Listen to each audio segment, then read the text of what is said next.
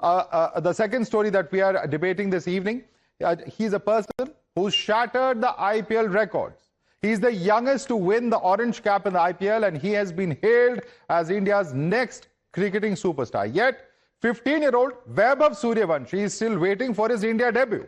Picked for Ireland and England T20 Internationals, but benched in every game till now, as the Indian team management is sticking with its established opening pair. The selectors say that his time will come. Is Team India being wisely patient or unnecessarily cautious? As the chorus to pick Vaibhav in the playing 11 grows louder, the cricket lovers are asking just one simple question. How long before the baby boss from Bihar is seen in Indian colours? But before we look into how the former cricketers have expressed their frustration on Vaibhav not making his debut yet, let's give you an interesting statistic. Vaibhav would surpass the great Sachin Tendulkar if he gets to make his debut in the ongoing India versus England series. Let's give you India's teenage trailblazers at that. Sachin Tendulkar, at age of 18 years and 205 days, made his debut. Piyush Chawla was aged 17 years and 75 days. Laxman Shivramakrishnan was aged 17 years and 118 days when he made his debut.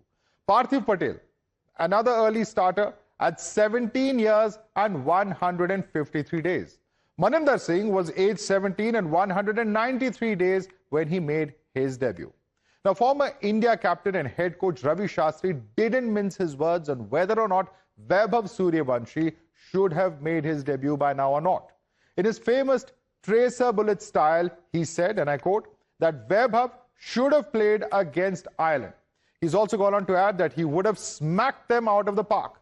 Vaibhav would have taken Ireland's pants off. He's hammered the best bowlers in the IPL. He's an X-factor, has no baggage, has no fear, is what has very clearly been stated. He's also, of course, added that he must give him a game as soon as possible. This is, of course, Ravi Shastri, ex-India head coach. Other former cricketers have also weighed in. All of them want to see Vaibhav in the Indian colours. Further delay may pile more pressure on him, says Sunil Gavaskar, ex-India legend. Induct Vaibhav into playing 11 without further delay, says Ravi Shastri, the ex-India coach. As we've already told you, he's the best T20 opener. India needs to pick him, says Michael Vaughan, ex-England captain. Shocking that Vaibhav hasn't been picked yet, says Mohammad Kaif, ex-India cricketer. Right time to give Vaibhav an opportunity, says Sharandeep Singh, who's ex-India selector. If not now, when will Vaibhav get a chance, says R. Ashwin, ex-India cricketer as well. वैभव मैंने उसको पिछले साल देखा था जब उसका debut भी नहीं हुआ था और वो एक अलग टैलेंट है जो कि मैंने आज तक नहीं देखा, तो मैं इसलिए टैलेंट पे बैक करता हूं और एज मेरे को नहीं लगता कि एज इतना ज़्यादा मैटर करती है इस चीज़ में। वो वनडे क्रिकेट में भी अच्छा कर सकता है क्योंकि जब हमारे डेज मैचेस मतलब 50 ओवर्स के 19 चैलेंजर ट्रॉफी मैचेस चल रहे थे तो उसने हर मैच में रन बनाए और अभी तो 2 साल में वो अलग ही लेवल पे है। In the Tata IPL we see he hammers one of the biggest bowlers in the world cricket, from Jasprit Bumrah to everyone the other fast bowlers. So this is the right time. He's in a right frame of mind. This is the time to give him an opportunity. At just 15, he's called the universe baby boss, and Vaibhav Sooryavanshi isn't just breaking records. He's rewriting the IPL playbook itself. Most runs by an uncapped player. The best strike rate among 700-plus run scorers. A staggering 72 sixes in a season. Breaking the record of the great Chris Gayle and other records that even seasoned superstars are yet to touch. The numbers are screaming one question. If this isn't Team India ready, then what is? Now, every superstar has an origin story. For Vaibhav Sooryavanshi, it was the Rajasthan Royals. While the cricketing world was still asking who's Vaibhav, Rajasthan scouts were already tracking his every turn. Months before the auction, they brought him into their high-performance camps, tested him under pressure, and then placed a 1.1 crore rupee bet on a 15-year-old. As a cricket-loving nation, all of the cricket fans owe our gratitude to Rajasthan Royals very clearly. Now, one was christened the little master, the other's already the baby boss. Both have made the nation sit up before turning 15. While Sachin's genius flourished in the quiet of Mumbai school cricket, Vaibhav's talent has grown under the unforgiving glare of social media. One went through the school cricket level, the other showed his brilliance at the world's best T20 league. One remains arguably the most technically mature batter. The other is aggressive from the get-go. Let's quickly open this up and take this across to our guest. Now joining us, Rakesh Rao, senior sports journalist, is with us. We have Samar Kadri, who's member of Rajasthan Royals scouting team. With us also is Ranjit Bajaj, founder, director of the Minerva Cricket Academy. Mr. Rao, let me begin with you. Now, a lot has been spoken about the explosive record of Vaibhav Sooryavanshi in T20. Why should he not be part of the current squad is a question that many ex-cricketers and biggest legends of Indian cricket are raising. What would you say in response to that question? First of all, let's get certain things very clear. He has made it to the Indian team through IPL. There were 3 other guys in the top order, 1, 2, and 3. They contributed to India winning the World Cup. See, our memory is very short. We can't be unfair to those who did so well to help us win, and they haven't done anything wrong after that. Of course, you can always argue that what happened in Ireland and in the first game against England, Sanju Samson hasn't done well.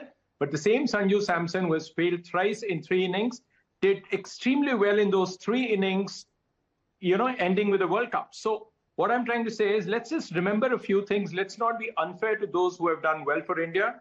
And you can afford to keep him there. I mean, tomorrow or day after, you will definitely see in this series, Sooryavanshi making his debut, no question about it. I'm really surprised. Why are we getting so excited about a talent, which is, of course, he has proved himself. We know but then we are getting impatient with this. There is a system that you need to follow, because you can be fair to Vaibhav without being unfair to those who have already proved themselves. Why be unfair to a Sanju Samson or, Ishan or, anybody else? What I'm trying to say is, just be fair. Abhishek has scored maximum number of... I got your point. Let's get in a counterpoint now. Ranjit Bajaj, how do you answer that question? Are we being unfair to those who have already proved themselves by giving a break to Vaibhav Sooryavanshi? How do you answer that? First of all, thank you so much for having me. Now, I see Mr. Rakesh Rao is perfectly fine when he's talking from a point of view of a sports journalist, that do not forget the ones who've been doing it for you all along. Very true. But unfortunately, there's something known as form. In cricket, especially as a batting guy, especially now, if you look at Abhishek Sharma, who's from, he's played over like 20, 30 matches for Minerva when he was starting maybe 13 to 15. He was in tremendous form. And now you see that the same Abhishek Sharma is not there. He's not there anymore. And this form will return. It will definitely return. But when you know that Sooryavanshi is in such great form, the form of his life, like we just heard Mohammad kept saying that, Sarandeep Singh Nanu saying that he was smashing all the bowlers, even the best bowler in the world, Jasprit Bumrah, out of the park in the IPL.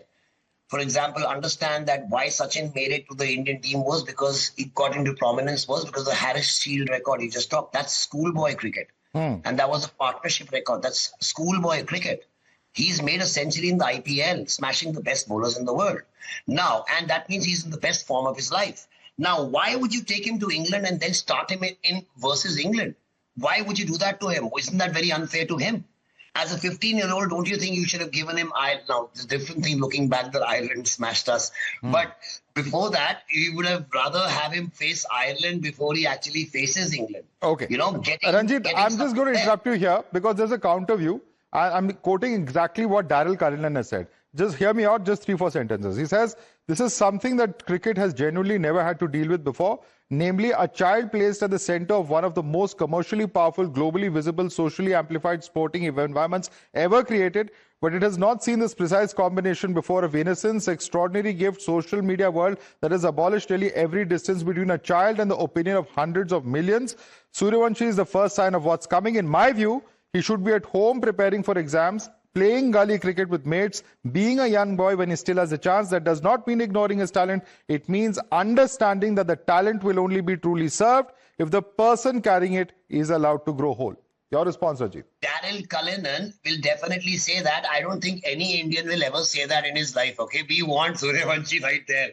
He's saying it because he doesn't want his team to get smashed by him. He's the best in the world. See, when you are with this form, you've got to even make it better. Suppose he went now and when he's had high form, he goes there and he smashes another century.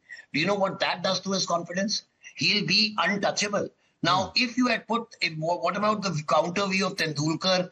You think you should have sent that, asked Daryl Cullinan, should have sent Tendulkar to face the fastest bowlers in the world, Wasim Akram, Shoaib Akhtar and Waqar Younis, when they were the fastest in the world at 15-year-old, 16-year-old little baby. Yeah. But that experience showed Sachin, not everybody else. Sachin himself, oh my God, I belong here. Yeah, but there's also a point being made on mental health, and let me take that question across to Mr. Qadri as well. Samar Qadri, सवाल ये भी उठाया that at the end of the day he's a 15-year-old. When earlier Sunil Gavaskar or Sachin Tendulkar came into cricket, media is not what it is. Opinions were filtered through traditional media, journalists, editors, etc. Today you see everything explode on social media.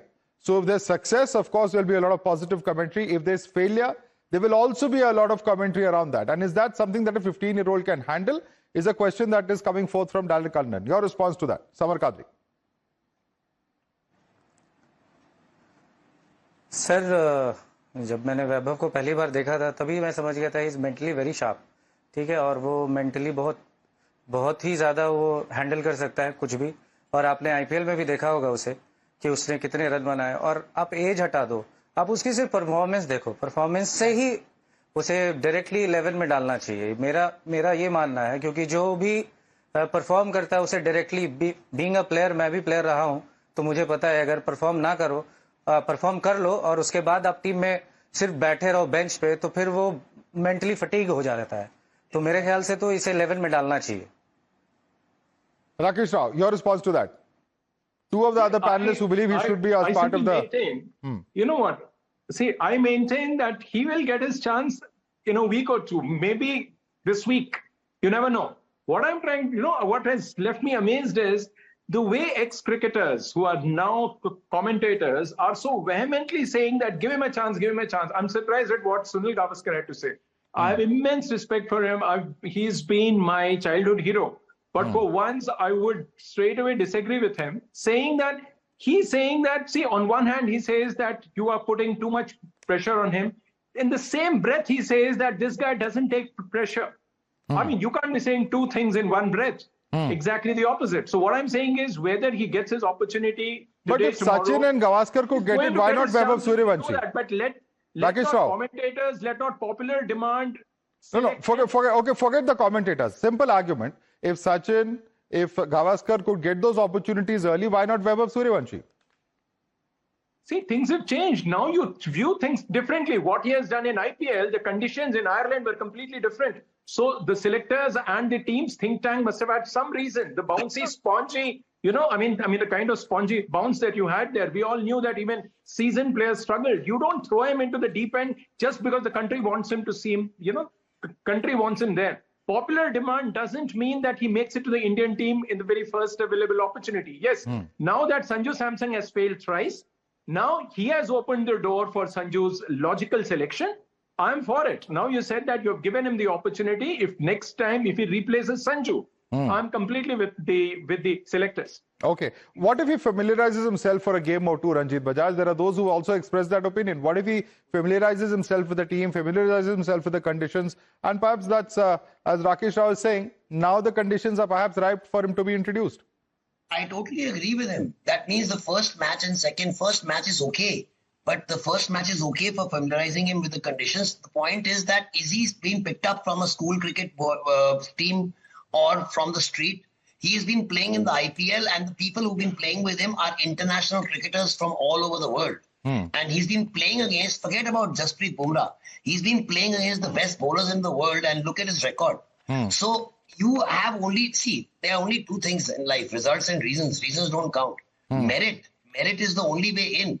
When you don't respect merit, everything goes out of the window. Age is never to be taken. For example, the same way in football, you've got 15-year-olds playing. The social media and the media thing here is nothing compared to what it is in England or in Spain with 15-year-old playing. Messi was 15. So is Lamine Yamal when he was 15. The same way in cricket. We've got this boy coming. He's not the Ranjit, first let me guy. stop you there. Just one more set of facts. You're absolutely right when you're talking about Messi, etc. But listen to these three names also. Jennifer Capriati, 18 when she appeared on the cover of Sports Illustrated, 16 by the time she had Olympic gold medal, by 18 in rehabilitation and spoke to the New York Times about wanting to take her life. Andrea Jaeger was the world #2 at 16, retired at 21 with a destroyed shoulder, carrying decades the memory of being mistreated in professional environment. Tracy Austin won the US Open 16, was finished as a major force before she could legally drink. This is also another article that I'm reading out from. So there are also stories of those who have been exposed too early, and that has also had devastating impact on their health, fitness, and their career. That is also part of the reality. Either you have an age, then you have a minimum age. It should be a rule all across. There's a minimum age, you cannot get in. No problem. Now tomorrow if you find a 12-year-old, now today he starts playing, what is the new young? In my time, I could not even think. At 14, oh my God, I don't even think I would have even had the guts to go and face a bowler at 14 of that standard. Now, this boy has been doing it. So he's not 14 now. He's not a normal 14. You don't take him as a normal 14-year-old. You people are taking him as a normal kid. He's not a normal kid. There are once in a while exceptions. He's that exception, like Tendulkar was. He is going to be a legend. Mark my words. It's not the ones like Jennifer Capriati. It's a single game. She got into drugs. It's a totally different thing altogether. She was caught for cocaine and all that stuff. Andrea Jaeger, Tracy Austin, there are others also. Yeah, but this boy, see, all the other ones you named are not legends. This boy has him in right now that he's going to break all the records there are. All the records. Okay. So if we are able to give Sachin Tendulkar that, Vaibhav Sooryavanshi, will find it very difficult to adjust to the fact that why was Sachin given a chance against the best bowling attack in the world in test match cricket in Pakistan against the most hostile atmosphere ever a cricketer can face in an away tour. But you won't do that against Ireland? Okay. In a T20 match? To him? Samar Kadri, what do you make of this criticism that exposure too early could also have its own impact? And at the end of the day, Indian cricketers don't just play IPL or ODIs, they also play test cricket. So there is also, people have in the past expressed fears of overexposure, which at this young age could also have long-lasting effects. Is that a serious concern? But T20. Samar Kadri, please. Let Samar come in. Sir IPL से बड़ा exposure तो अभी international cricketers को कोई नहीं मिल रहा है. ठीक है, वो इंटरनेशनल क्रिकेटर्स के साथ रहते हैं, वहाँ खेलते हैं, उनके अगेंस्ट खेलते हैं, तो सारी जो एनवायरनमेंट उन्हें मिलता है तो वो इंटरनेशनल क्रिकेट के हिसाब से ही मिलता है. तो वो ओवर एक्सपोजर तो नहीं है, क्योंकि अगर ऐसा कुछ होता तो उसे बिहेवियर में समझ में आता है उन्हें कि हाँ भाई ये बदतमीज हो रहा है या ऐसा कुछ नहीं. Is very humble, very sweet guy. तो आप इससे ये नहीं कह सकते कि उसे एक्सपोजर वो बर्बाद कर देगा. नहीं, वो बहुत अच्छे से हैंडल कर रहा है और मुझे लगता है कि ये कम से कम भी इंडिया के लिए 20 साल खेलेगा ही खेलेगा. Well, he's certainly one of India's biggest hopes, certainly one of those who's off to a rocking start by demolishing all those records of Chris Gayle and everyone else. And certainly all 140 crore Indians are hoping and praying that Vaibhav Sooryavanshi gets his break at the earliest and continues to perform for India for the longest possible period. We'll have to leave it there. Rakesh Rao, Samar Kadri and Ranjit Bajaj, thanks so much for joining us this evening.